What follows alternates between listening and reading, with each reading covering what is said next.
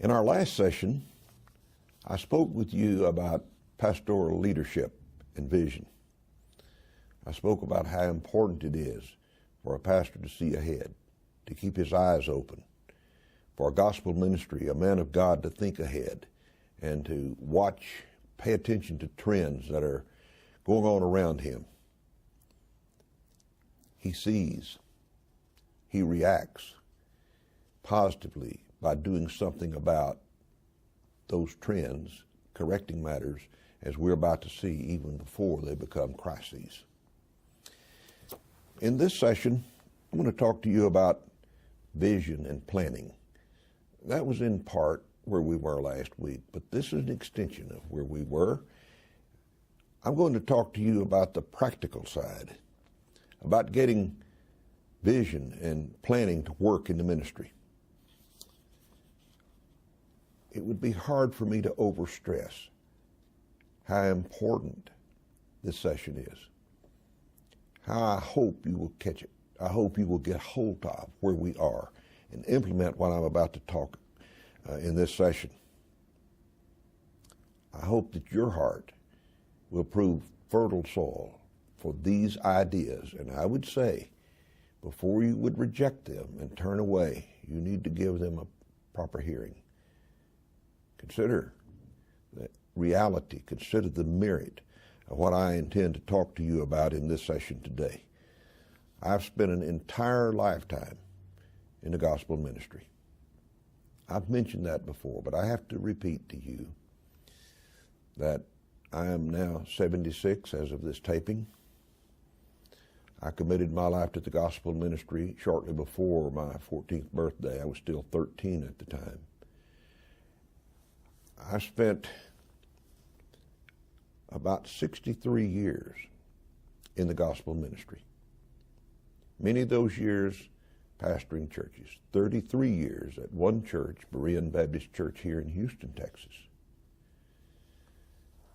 I've traveled extensively with the Christian Law Association and been in with them and in other capacities in hundreds of churches in well over 60% of the states in the United States of America. So I've been up close and personal in church life and with preachers. I've watched many of them when they were younger grow older. I've seen what happened. Some that I know who are still alive, I see how they live. Some of them are in heaven, but their mates aren't. I see how their mates are living today. And for some who were or are in heaven, whose mates outlived them, how it went. It's sad for me to think about it, really. It's not a pretty picture. It's rather discouraging to see what happens to many men of God when they become old and gray, and physically or mentally unable to continue to pastor a church. There are the few who do it anyway. They're blessed to have enough mind and enough strength that they can hold on, barely but hold on, to a church and receive a paycheck. But with many, it's not that way. They can't make it. They can't hold on. And they really have no resources, not enough to really sustain them or their mate when they leave. And not always is it that the man leaves before the lady, but generally it's that case that the old preacher dies before the preacher's wife dies. So she has to continue, many times living off somebody else, the children or whoever will take her in, really living a hard life. And in some cases, I know firsthand, some preachers' wives who are angry at their husband who went off and left them in such a condition. So therefore, I'm going to talk to you about pastoral leadership and vision. Remembering that leadership requires vision. But for vision to become reality, there must be a plan. There's an order. Vision, a plan, and an execution of that plan. and, as we're about to see, initiative. Initiative is very squarely in the middle, or it should be, the life of a man of God, particularly who will lead and not just be a follower. Let me tell you that God didn't call deacons to lead churches. He did not appoint committees to lead churches. In fact, the idea of a committee-run church is not a biblical idea. God raises up men, pastors, calls them into the ministry, and gives them the job of leading the flock, leading the church, taking care of being out front and in such a way that people are following. I'm about to talk to you about being proactive versus reactive. Again, it would be hard for me to overstress how important this concept is, so I hope you will listen very carefully. Proactive versus reactive. Two very different approaches to life and things. Let me say what proactive means. It means initiative first. Initiative. It's acting before being forced to act, before there is a crisis, before there is an emergency, before people get angry, before people become vindictive, before most people even realize there is a need for something to be done. Being proactive means seeing it out front before most people do, before people realize there's a need, identifying it, seeing the trend that is taking in a certain direction that is bound to lead to trouble, bound to lead to heartache and hurt, and taking decisive action up front. I want to say that again. Taking decisive action up front. In a sense, that is really what initiative is. Initiative, decisive actions grow out of vision, or at least they need a vision in order to grow. Before you can act on something, it's important to see something, to know what there is to act upon. So I'm saying that initiative and decisive action grow naturally out of vision. The leader sees the picture and realizes that action should be taken. That leader does not wait for somebody else to do it, to take the initiative, to act. He acts. He gets up. He brings it about, either doing it himself or acts through someone else to make sure that whatever needs to be done is properly addressed. He brings up the issue, but he brings up a solution. Two together. Let me say it again. He brings up the issue, but he comes up with a solution. To just say, this is wrong, that's bad, no, is ludicrous. Anybody can look around and see some things are bad. It's not the person who identifies the bad who wins. It's a person who can see it and has a plan to cure it or to do something about it. Who says, I see this, but I have a solution for this. Too many preachers are really experts at casting stones, especially at other preachers, who they have no solution of their own. It's kind of like evolution versus creation. Evolutionary thinkers, the mostly atheistic thinkers, not all evolutionists are atheists, but most atheists are evolutionists, they damn creationism. Oh, this Bible account, and they ridicule Christians and Christianity. You know what I ask? Tell me what your solution is. If you think dying and suffering and hurting and pain and sorrow are all the fault of God and it's His, tell me what you're doing about pain and suffering and death. It's real easy to be negative and throw stones. It's a whole lot better to be a builder. Say, we'll do something about it. And what I'm talking about right here is doing things that are positive. It's leadership that identifies problems and then offers solutions to those problems. Almost always, pastoral leadership is on the offense. Sometimes, but rarely on the defense. On the offense end, that it sees ahead of time and moves ahead of time offensively instead of waiting for something to go bad and then trying to find some fix. The pastor is acting. He is driving the action. He is out front, not following. Remember, out front in action, in mentality, or maybe even in both. A proactive approach puts direction into the picture. It says, okay, we're going to do something, and here's how we're going to do it. We have direction. We're not just sitting here folding our hands, hoping something's going to happen. Being proactive establishes direction. Right off the initiative or off the front, direction is established. It prevents crisis. It minimizes the last-minute reactionary behavior, which so often comes out of tempers and where they flare, and there's not enough money, and the finger of blame points in every direction. If you've been around churches very much, you got to know this is the case. It happens so often.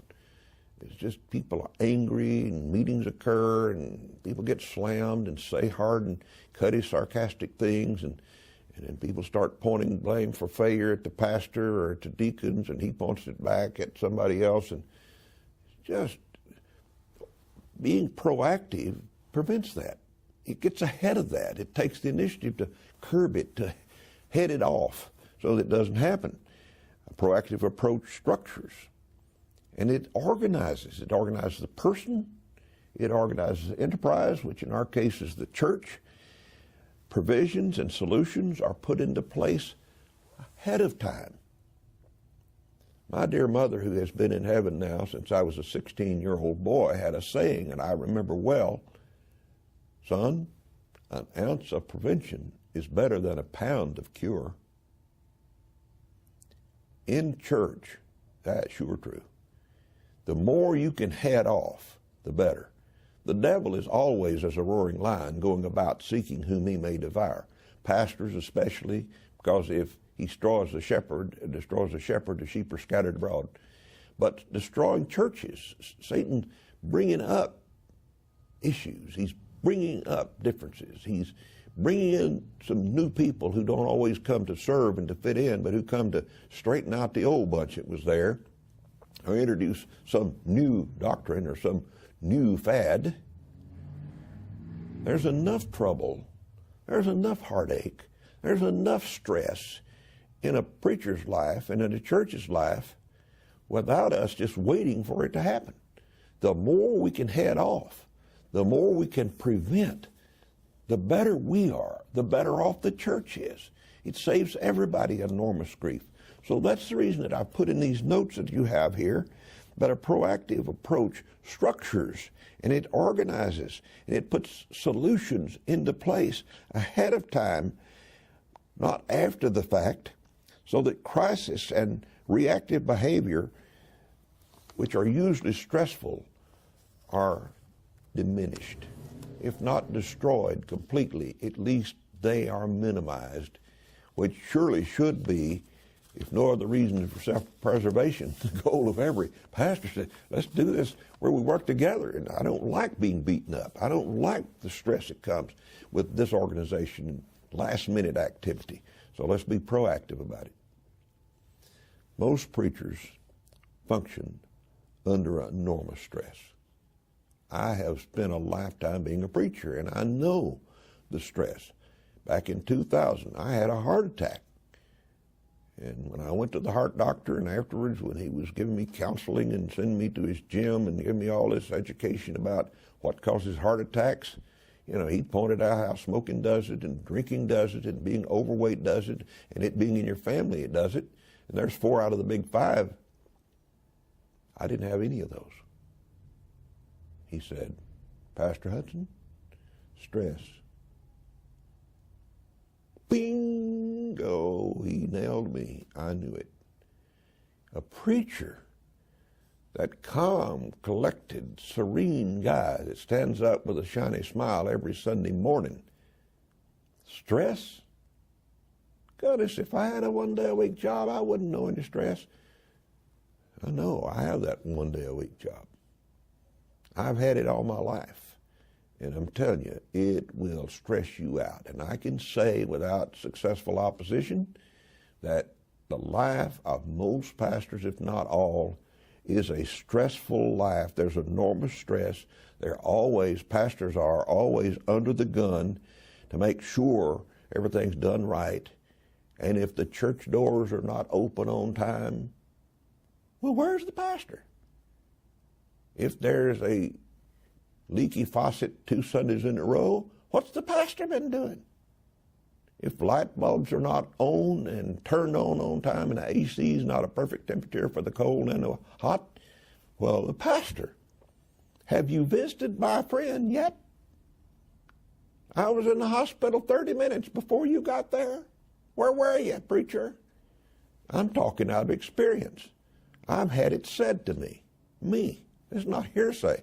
I'm talking about expectations, and it is impossible for a pastor to meet all of the expectations of all the people.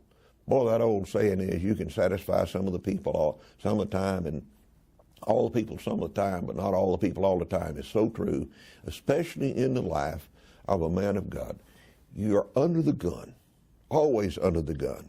And most of these stressing things happen, not all, but most of these stressing things happen because there was no proactive action in place to prevent them.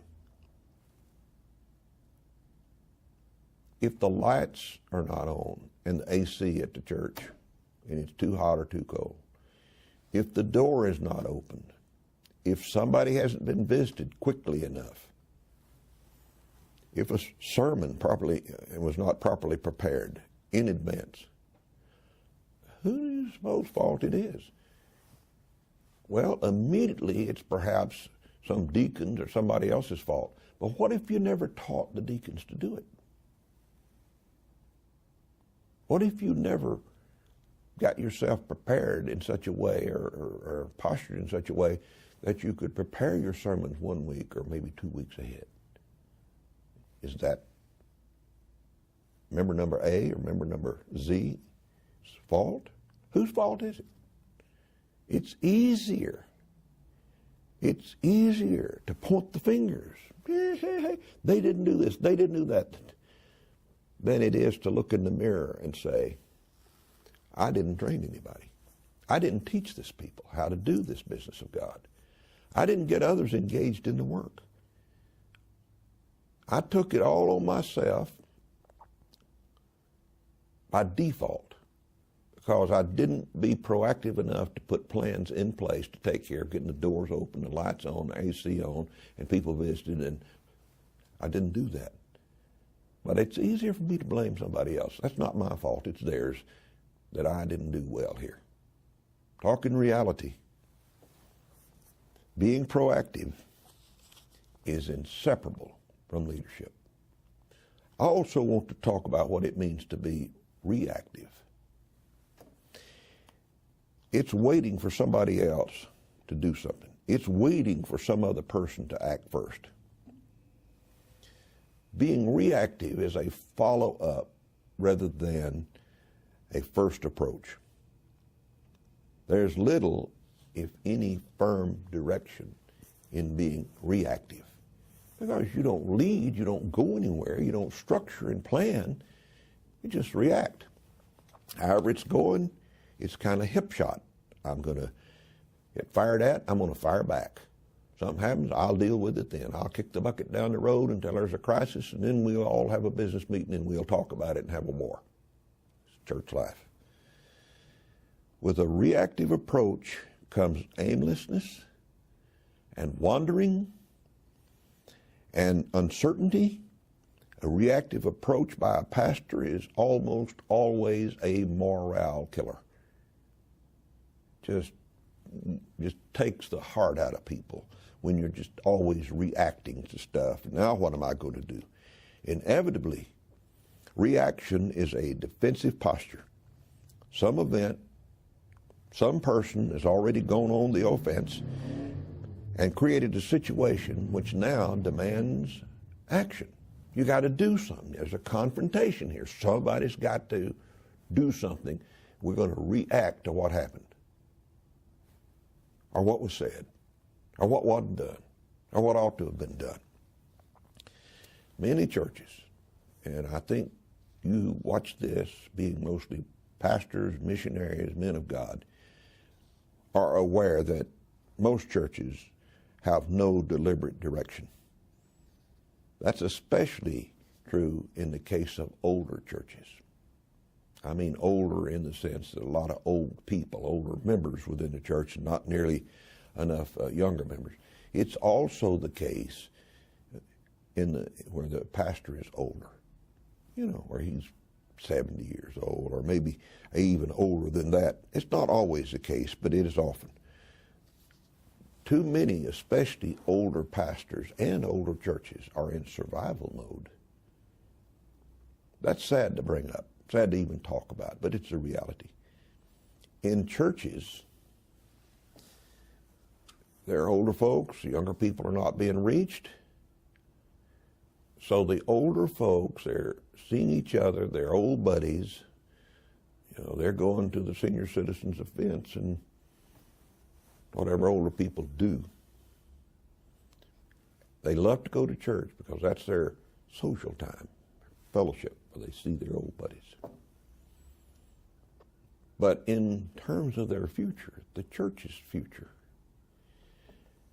there is no future much. We're holding on. We know we can't keep going eventually. We're getting arthritis and other aches and pains are pulling us down. And here and yon, one of ours gets Alzheimer's or has a stroke and can't come to church anymore and can't pay the tithes and offerings anymore. And now there were 20 and now there are 19 and 18. I'm talking about the road to the church graveyard and how you get on it and how churches get on it, where there's no proactive life. It's all reactive. Here we are reacting to where we are, and we have no direction about how we're going to make it when we can't pay the light bill anymore. We have no plan in place for how our church is going to survive beyond us because there's nobody to plan with. We just don't have them here. We're not going anywhere. Talking about a reactive approach in a church where it's in survival mode with no plans for long-term survival. It's just holding on here until there's too few of us, and then we'll shut down. In the case of preachers, older preachers especially, too many are pastoring a church not because they believe that it's the will of God that I pastor this church, but because they don't have enough money not to pastor a church. No provisions were made or not enough along the trail. So here they are. They have to have a paycheck to pay their electric bill and to buy their groceries and have a car and some gasoline. So what do? They hold on to a pastorate to draw a paycheck. And God's not in that sort of thing.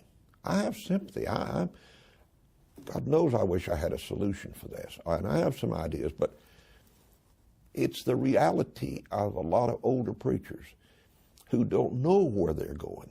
They're just holding on to this church, not thinking this church is going to go much of anywhere, wondering what's going to happen in 5 more years or 10 more years. How am I going to live? What happens if this church folds on me? Where can I go? So it's, again, survival mode. What does it grow out of? It grows out of a reactive approach. Instead of pastoral leadership, which is proactive, it's a reactive approach to leadership. Many pastors don't know what they're going to do. That old saying is that everybody has to be somewhere, and here I am, is their mentality. They have a few hopes, but almost no plans, just hoping that something will change, hoping maybe there'll be a boom, a windfall, some other church will fold, and some members from over there will come over here. Some of those type scenarios, they're just going with the flow, hoping somehow it's going to work out okay. Don't know how it's going to work out, have no plan, no initiative to make it work out okay, but I just hope God will take care of me. I'm talking reactive and not proactive. Unfortunately, it's the way of too many men of God, men who ought to be leading but who are now following and don't have much of an alternative. I want to turn the attention of this session to specific areas where vision and planning will greatly enhance the gospel work of God and the gospel minister, both the work as well as the minister. Before I get into the two specifics, or three specifics in this case, that I want to cover today, I'll preface this section with the old saying that he who aims at nothing generally hits it. Not true. They say in East Texas and some other spots that even a blind hog finds an acorn every now and then. Sometimes preachers just sort of roll along and there's an exception to the rule. But normally, without any planning, there will be no success. You aim at nothing, you generally have nothing and hit nothing. And when applied to the gospel ministry, I don't think many things could be truer. The man of God who has no leadership and who does not plan and aim for success in the work of God by the grace and strength of God, his chances are not going to do very well. At this point, I want to talk a minute about what drives the opposition to what I'm about to present. That is, of careful planning and initiative and pastoral leadership, the very things I've been discussing last session and here and well in the next.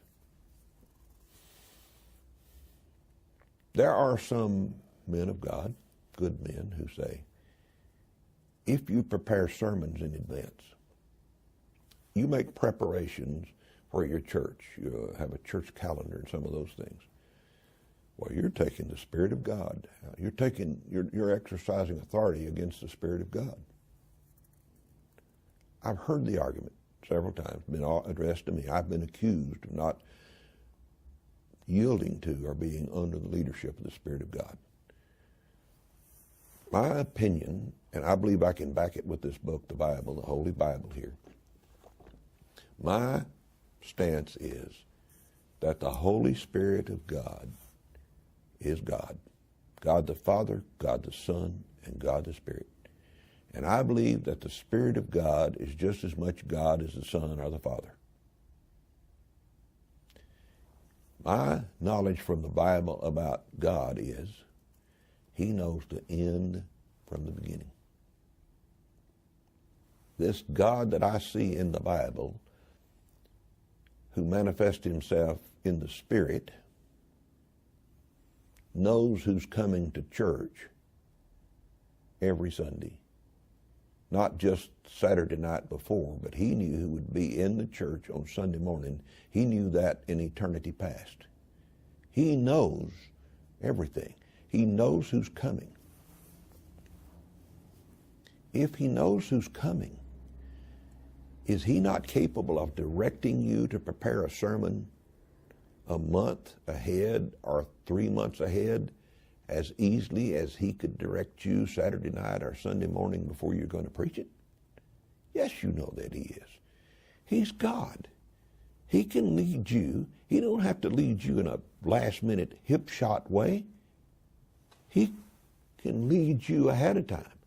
Yes, all along, He can redirect and hone you. Even when you're up preaching a sermon, He can bring new thoughts to your attention, and you can see it afresh and deliver it even better. Certainly, every one of us who preaches needs to be yielded to, in the midst of the sermon, the leadership of the Spirit of God.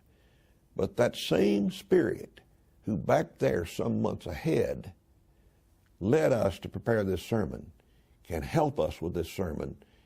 I'm telling you, if you wait and you don't prepare ahead, We cannot blame it on the Spirit of God just didn't show up today and help me. He, the Spirit of God, can lead in advance and help you to be prepared for a given sermon. And in the midst of it, He can enable you to preach it with power. But if you don't study, if you put in half the study time that you should have put in, half the prayer and the meditation time that you should have put in, the Spirit of God is not going to trump you on a Sunday morning to bail you out for your failure. You're going to lay an egg. And you can't blame it on God. You have to say, I wasn't ready. I just simply wasn't ready to preach. So therefore, I've done this poor job. No wonder people are thinking they're not being fed. No wonder people are not excited with what I got to say.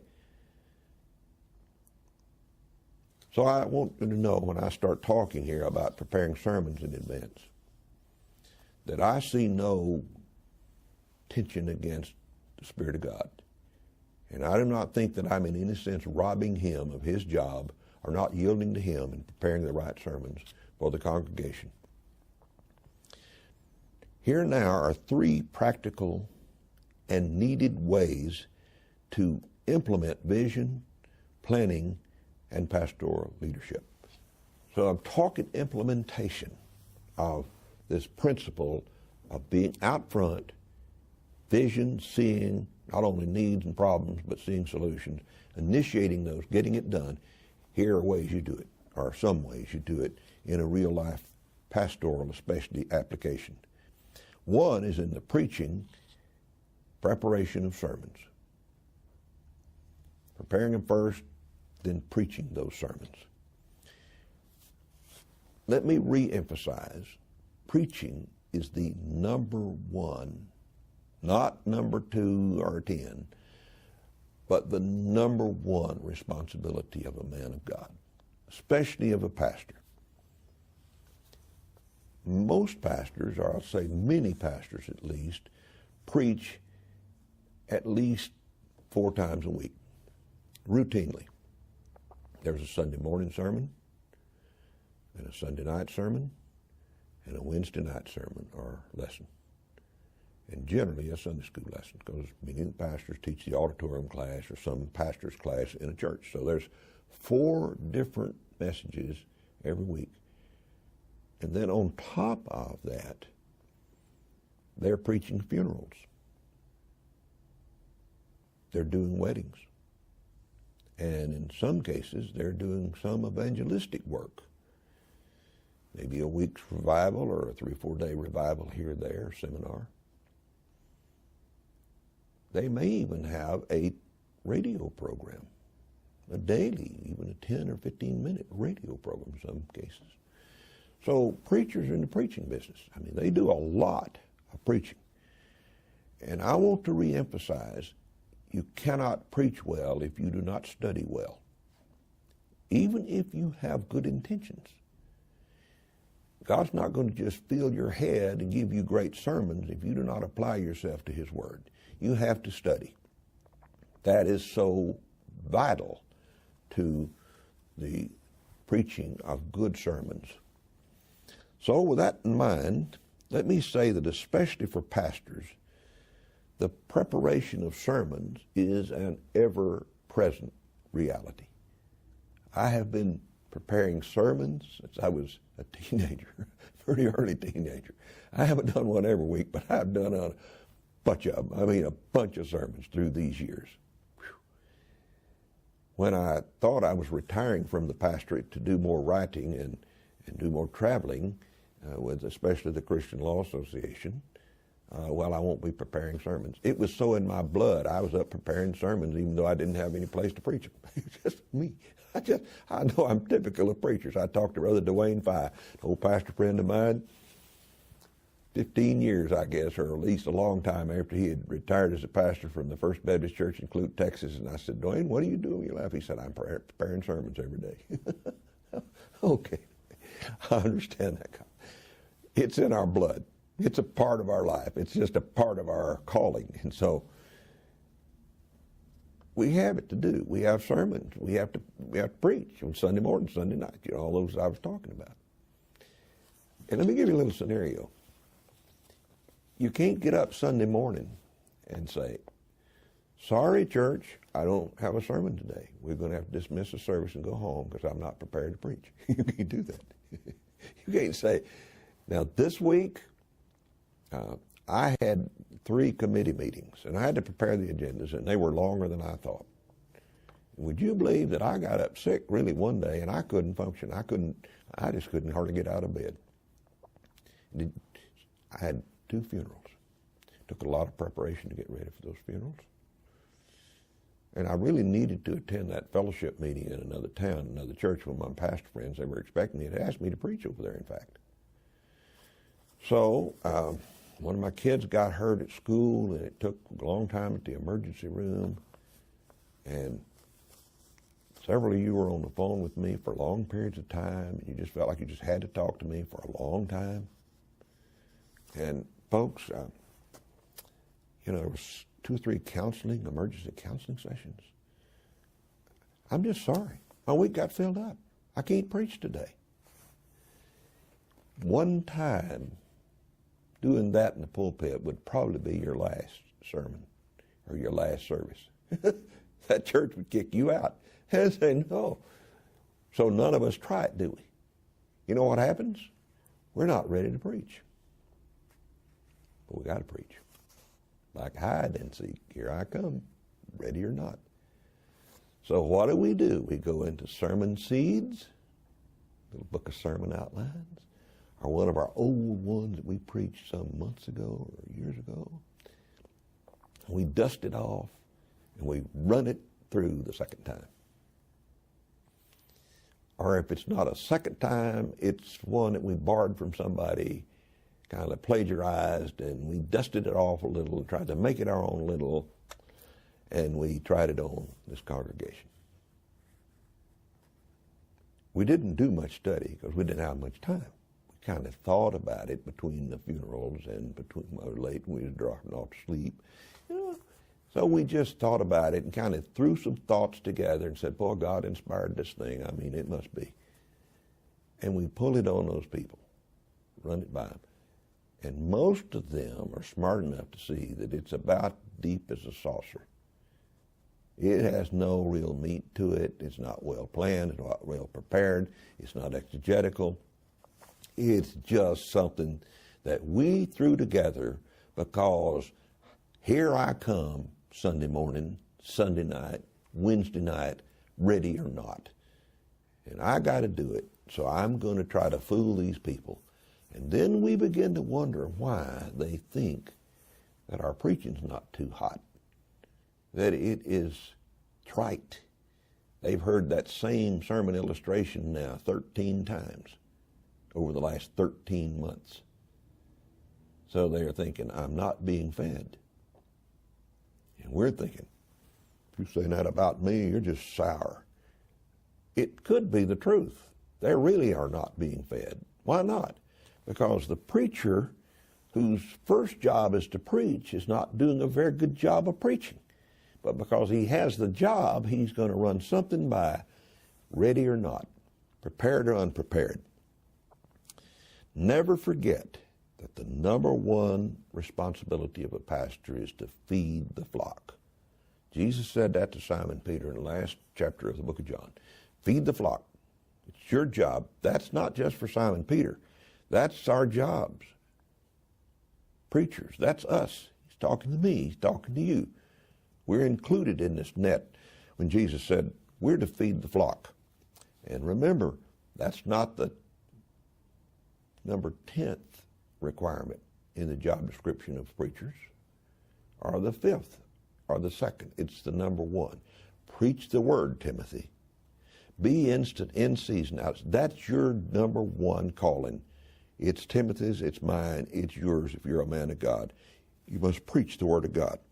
Now here's an approach that I recommend, and I might say that I have practiced for many years. I mean, many, many years of my own life in the ministry. I didn't practice it at first. I didn't know about it. Nobody told me or suggested. I just didn't think about it. And I know what it's like to come up to the last minute. And here comes Sunday, and I'm not ready, and it's Friday night, or maybe even Saturday afternoon. And I have burned my fair share of midnight oil on Saturday night or even early Sunday morning, trying to put something together because I had to preach Sunday morning. Preacher, chances are when you're preaching, you sweat. And I would just dare to say that you sweat a whole lot more when you're unprepared than you ever sweat. A guy up preaching, I'm not saying everybody sweats is unprepared, but I'm telling you, when you're not ready, it's pressure. It makes you sweat either outside or inside for sure. And I think we all know that. I have sweated my fair share of sermons. And one day I woke up and I said, there's got to be a better way.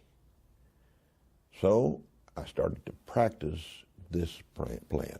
And it worked for me and has worked a long time. And it's not new with me. I didn't find that out from somebody else.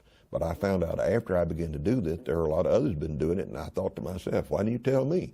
I needed this information. So here's the plan. Number one, plan to prepare sermons in advance. That's you have to get through your head, into your mind. I'm going to do this. I'm going to prepare sermons ahead of time, not just Saturday or Monday before I have to preach it on Sunday, but maybe 2 weeks in advance, 3 months ahead of time, maybe even longer ahead of time. It takes a mentality shift for most of us to prepare like that, to thinking. So get it in your mind, in your head. I'm going to start getting ahead. I'm going to start preparing sermons in advance. Now, in considering sermons in advance, do not plan to prepare your sermon for this Sunday, this week. In other words, don't be thinking sometime, I preached yesterday and this is Monday, now I have to get next Sunday's sermons ready. Think in terms of preparing next Sunday's sermons way before. Like this week, I'm not preparing for this Sunday. This week, I'm preparing for 2 weeks, or maybe 3 weeks, or maybe 3 months. So you think in terms of preparing not for this week, but for a future time. Prepare them several weeks in advance, maybe even several months in advance. You're going to prepare in advance. You're not going to prepare this week for this Sunday. You're going to prepare further out. You're going to get as far as you can and build toward that end. Now remember that the Spirit of God, who knows the end from the beginning, can help you this week prepare for 2 weeks or 2 months just as easy as he can help you for this coming Sunday. Don't blame it on God by not doing it. Say, God can help me. He's almighty. He's able to help me now to get ready for in the future. I'm not robbing him in some way by preparing in advance. I'm not taking him out of my preaching. In fact, I'm trying, by getting it into my system, getting prepared, I'm giving him more liberty to give me liberty when I'm in the pulpit, because I'm not struggling up there. I know where I'm going, and then he can help me. And if he wants up there to lead me in some different direction, then that'll be up to him. But I'm going to be prepared when I go to that pulpit, and I'm not going to be preparing short-laced. I'm going to do it in advance. Then build a reserve of sermons. I recommend that you have at least 3 months in advance at all times. You get out there 3 months in advance and have that kind of reserves. And I think that it is better to have 6 months, but certainly 3 months in advance. This week, you prepare for preaching. Maybe this Sunday's preaching. Let's say you don't have a reserve. So this week you have to prepare for this Sunday. You don't have anything in reserve. This is it. So this week, prepare for this Sunday morning and this Sunday night, and if you have a Sunday school lesson, and maybe next Wednesday. So you have a week. Here it is. By Wednesday you've got that done, or Thursday you have the next week's covered. Burn a little midnight oil and reach out and prepare one more sermon. Now you have a week plus one sermon. Next week, prepare an extra sermon. Now you have this week and 2 sermons, and 3, and 4. And in about a month's time, you're a week ahead. And if you can get a week ahead, you could, in time, get 2 weeks ahead, and 3 weeks ahead, and on. It can be done. It's not something you can do overnight and do it well. But with some extra work, you can build some slack into your situation. You can remove enormous pressure off your situation. Preparing, building a reserve. Let me give you a little tip or two about it to help you to get started. It maybe wouldn't take you quite so long. You can select some pastor that you know, some preacher, maybe you don't even know him, a guy like Adrian Rogers or R.G. Lee or some good, respected preacher.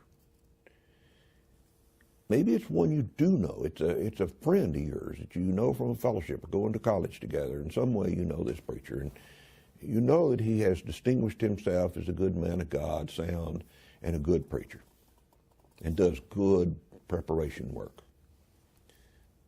Talk to him. Go to a book. Find the sermons that he has. Take a sermon and make it your sermon.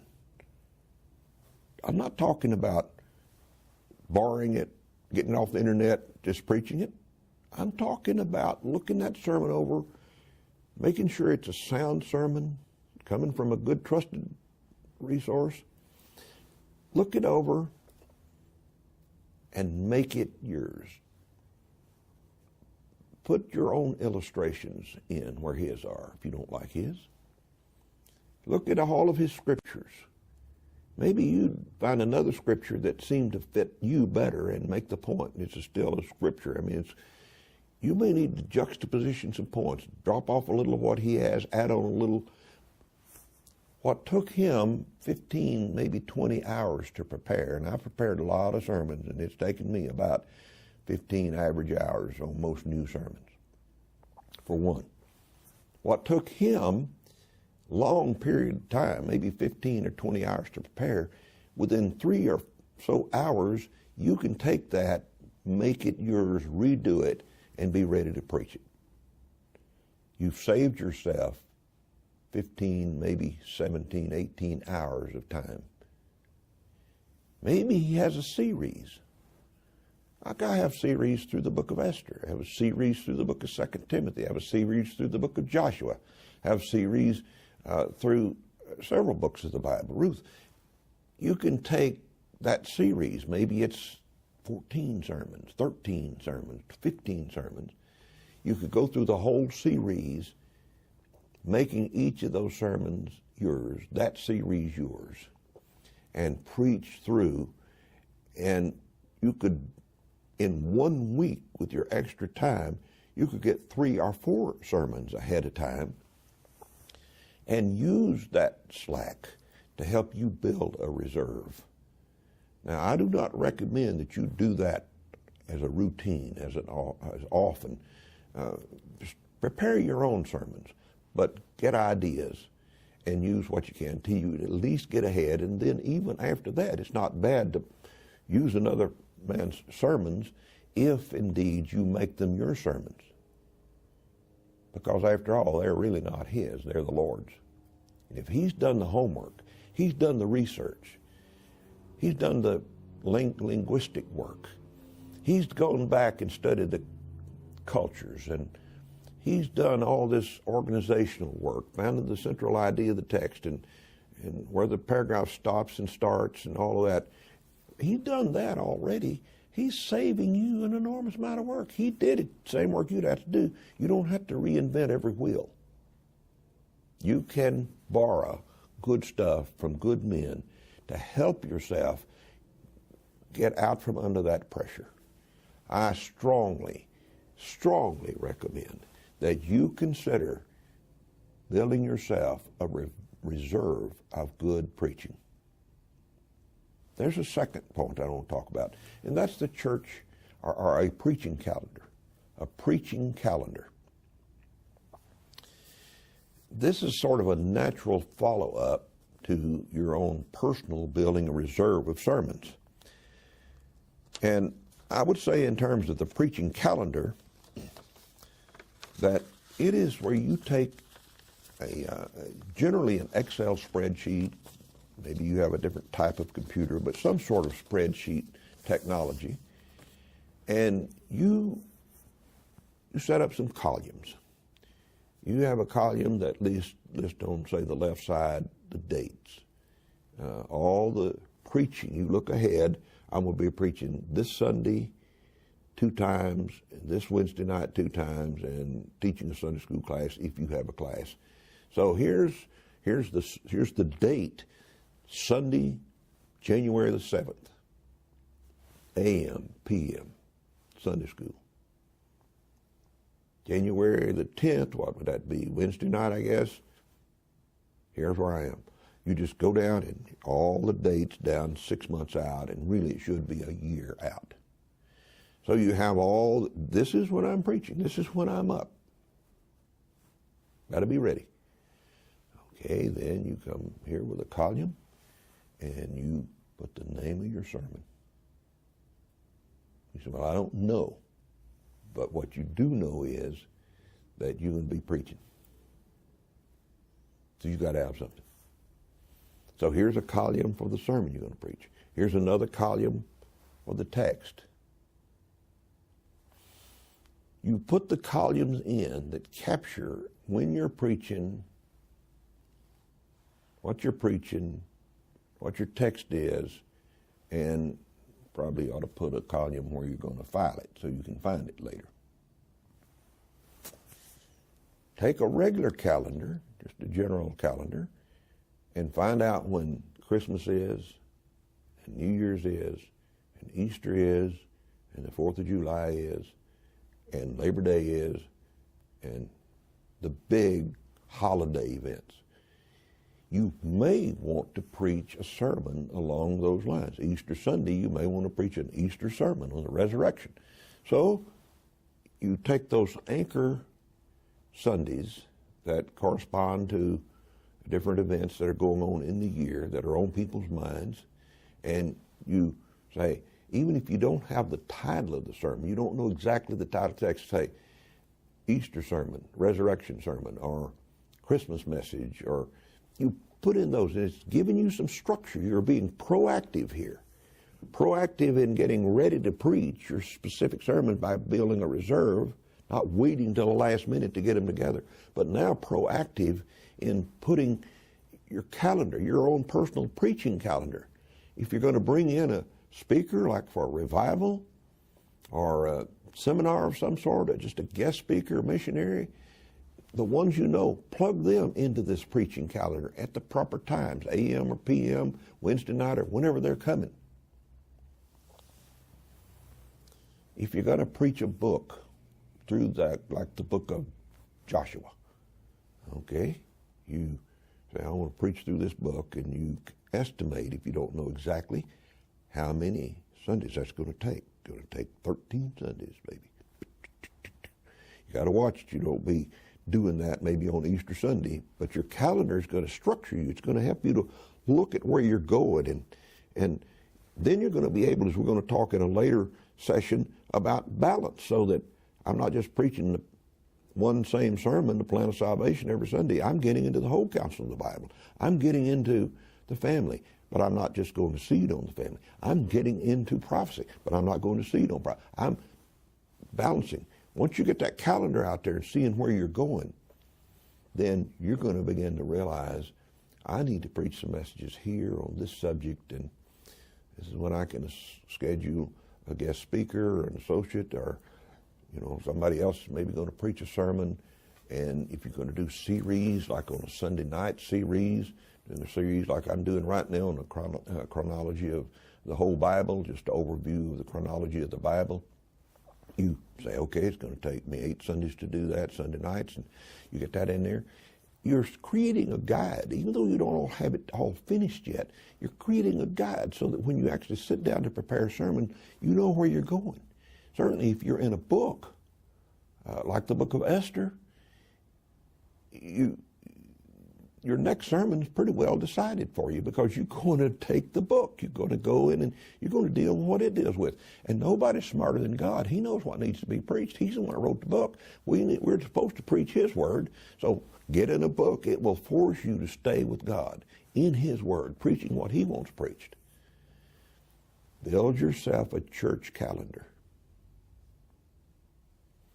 Then you can look at that calendar and see where you are and where you go in sermons you need to get ready. Some emergency comes up and you need to change it, and God can do that. You can make that change. You can check your balance. Remember, whether you're preaching the whole of the Scriptures like you ought to be preaching. You can just do a whole lot of things, but it's a proactive approach. It is a pastoral leadership approach. You're not just waiting to decide, God, what should I preach tomorrow? You're getting ready, and if God somehow trumps you, then praise Him and preach what He puts on your plate. But be ready, always ready to give an answer for the hope that is in you. The third thing on this list that I want to quickly address is a church calendar. I'm talking about practical ways to implement vision and establish a plan.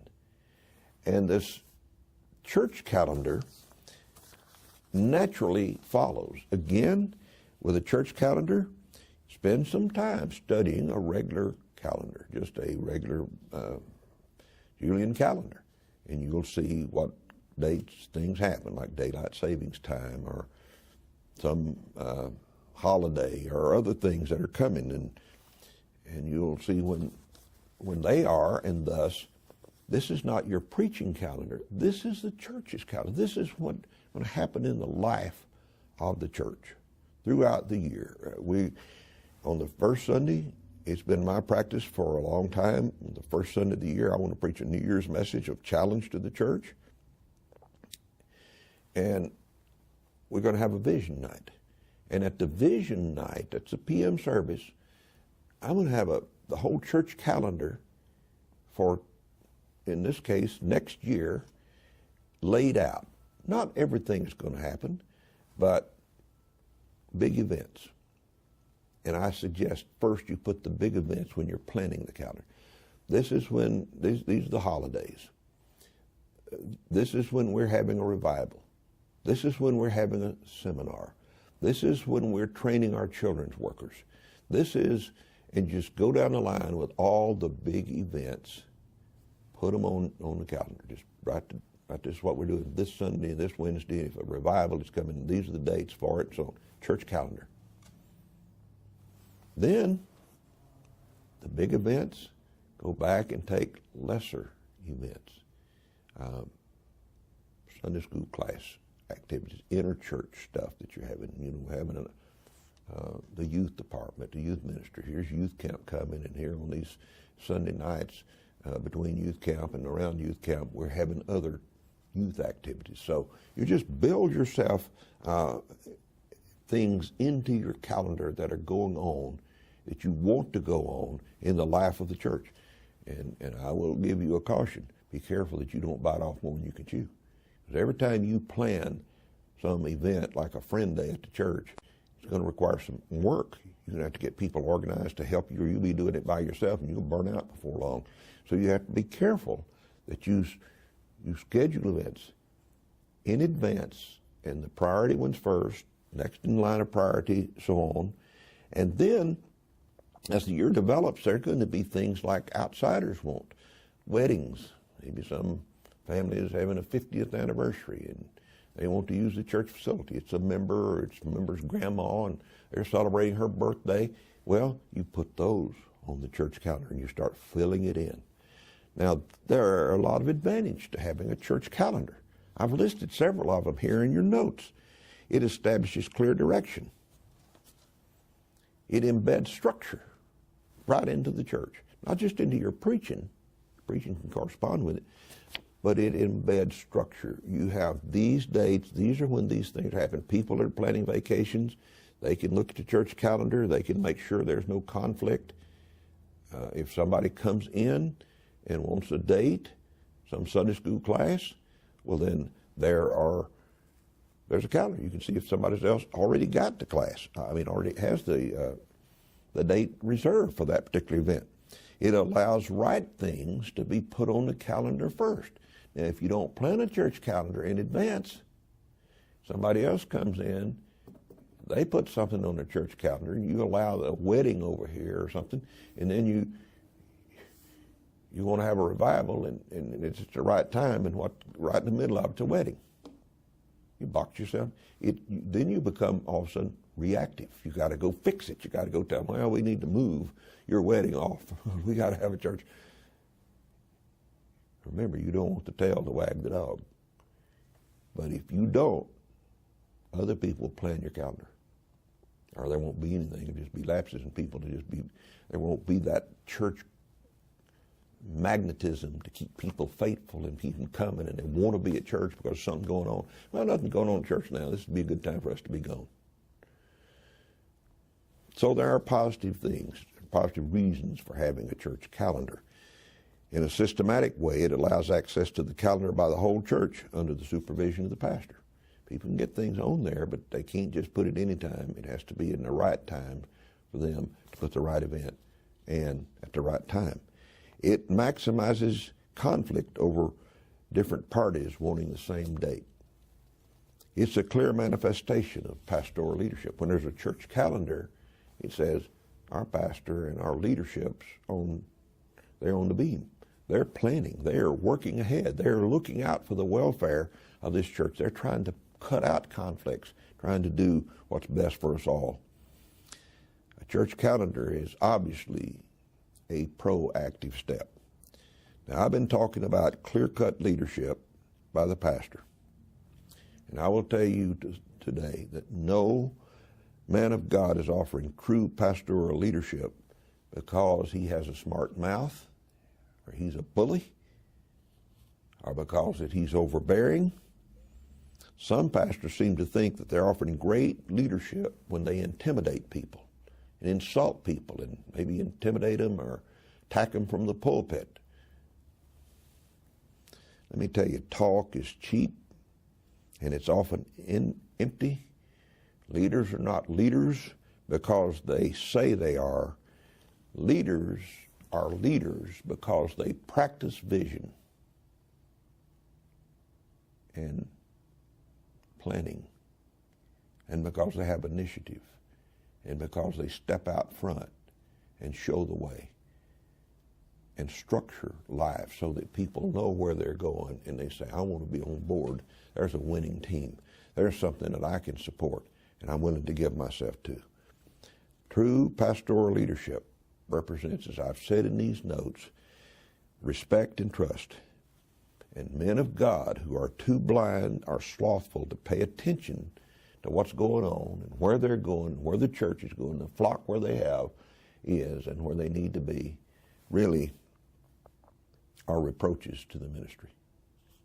They really shouldn't be doing what they're doing. It's not surprising that most of those who fall into that category languish and struggle the entire trip. Their ministry is generally not a very pleasant experience and not a very fruitful experience.